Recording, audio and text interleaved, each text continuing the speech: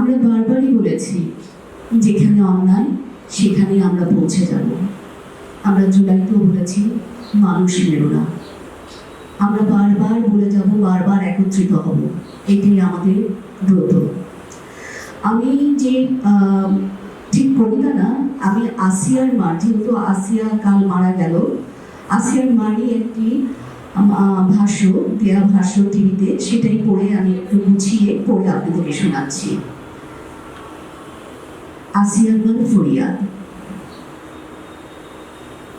মাইয়া আমার ভয় পায়, বিয়া দিছি আজ 4 মাস হইল, শ্বশুর বাড়ি যাইতে চায় না। কয়, মা রাইতে কেউ যেন ঘরের আলো নিভাইয়া দেয়, পেছন থেকে জড়াইয়া ধরে। আমি বুঝাইলাম, নতুন বিয়া হয়েছে, ভয় কি আছে, জামাই আসিল হয়তো, তুমি নিশ্চয় বালা পায়, আদর কইরা জড়াইয়া ধরে। মেয়ে মায়ের দিকে তাকিয়ে থাকে, কিভাবে বোঝাবে তার স্বামীর স্পর্শ সে বুঝবে না। মা ভেবেছে 14 বছরের ছোট মেয়ে হয়তো বুঝতে পারে নাই। মান সম্মানের ভয়ে মেয়েকে ফেরত আনে না মা। কিন্তু মায়ের আর আমার ভয় কাটে না, যাইতে চায় না জামাইয়ের ঘরে। তাই আমি ছোট মাইয়াটাকে সাথে দিয়া দিলাম।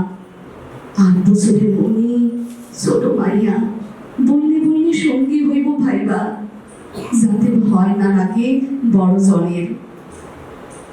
2 দিন পর বিআইনের ফোন, আপনার ছোট মাইয়া অসুস্থ, তাড়াতাড়ি আসেন হাসপাতালে।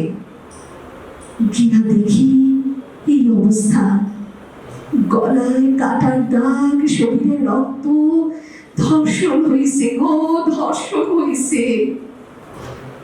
আমি বড় মাইয়ারে জিগাইলাম, কি হয়েছে, কেমনে হইল?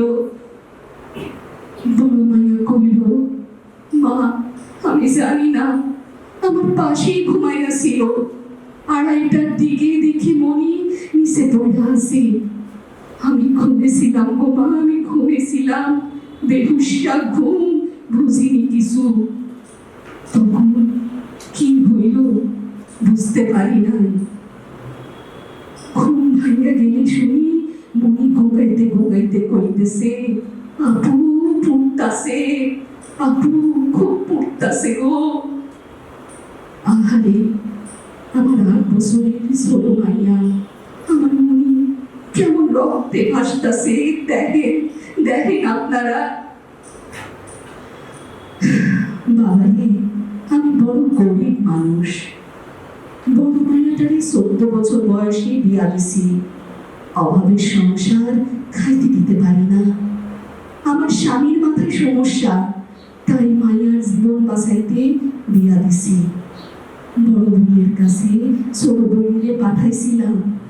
ইসিরে ক্যান্সে পাঠাইছিলাম। তাই বললা এইভাবে এইভাবে শিয়ালে কুকুরে ছেড়ে খাইব আমার মনিটারে? কেমনি কেমনি পারলো আপনার জিগাই? আমার মুখটা ভাইটা যাইতাছে। সারাদিন রোজা রাখা আমার কলিজা টুকরা মাইয়াটারে এই অবস্থায় দেখতাছি। আপনার মতো বাপ মা বলে, কেমনি কেমনি সহ্য করবো আমার মনিটার কষ্ট? মনিদের জন্য এভাবেই কাঁদছে বারবার তাদের মায়েরা, আর বারবারই আঙুল তুলছে সমাজ নারীর দিকে। এ কেমন বিচার? নারীর শরীর খাবলে খেতে হায় না শকুনরা? অপেক্ষা করছে সারা বেলায় আমাদের চারপাশটায়, হোক নারী, হোক শিশু, হোক বৃদ্ধ।